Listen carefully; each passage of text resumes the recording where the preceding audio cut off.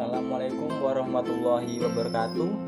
Perkenalkan, nama saya Rizky Teddy Pratama, NIM 2021 143244 dari kelas 2G.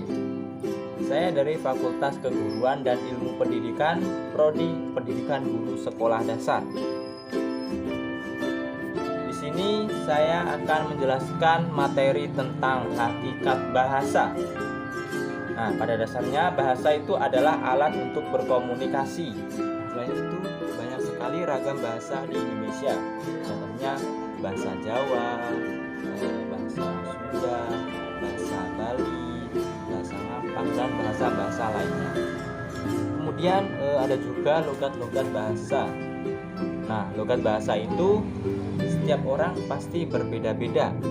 Nah, bahkan bagi teman-teman, ketika kita berbicara dengan bahasa masing-masing, maka akan menimbulkan kesalahpahaman. Contohnya dalam bahasa Palembang itu galak. Kalau diartikan dalam bahasa Indonesia, galak itu artinya mau. Tapi untuk bagi orang yang tidak tahu, galak itu artinya orang yang keras, orang yang gampang marah. Selanjutnya adalah lambang bahasa Indonesia.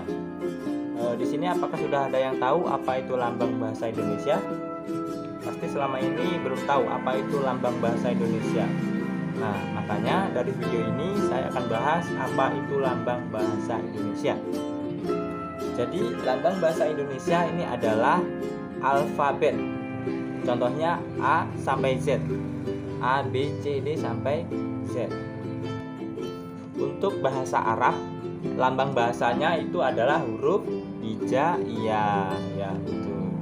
Kemudian untuk bahasa Korea yaitu huruf hangul, huruf hiragama untuk lambang bahasa Jepang, huruf katana untuk bahasa Jepang, huruf hanji untuk lambang bahasa Cina, huruf dewanagari untuk bahasa India, huruf Hindi untuk bahasa Hindi, dan huruf Cyrillic untuk bahasa Rusia.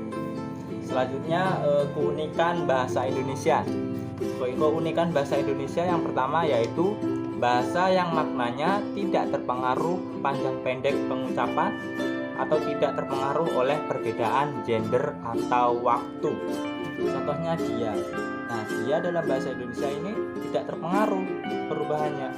Mau dipakai oleh laki-laki atau perempuan, dia tetap sama. Tapi untuk di dalam bahasa Inggris, dia ini berbeda. Kalau dia laki-laki, he, dan kemudian untuk dia perempuan, she. Kemudian untuk keunikan yang kedua yaitu tidak tergantung dengan waktu.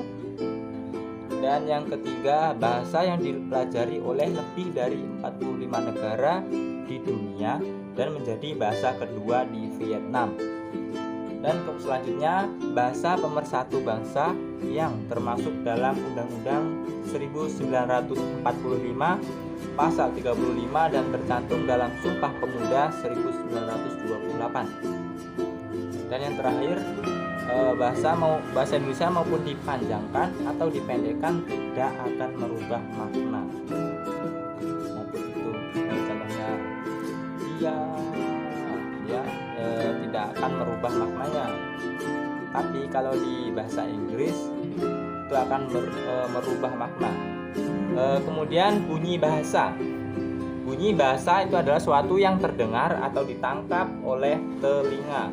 Jadi kita bisa menangkap apa itu bunyi bahasa tersebut.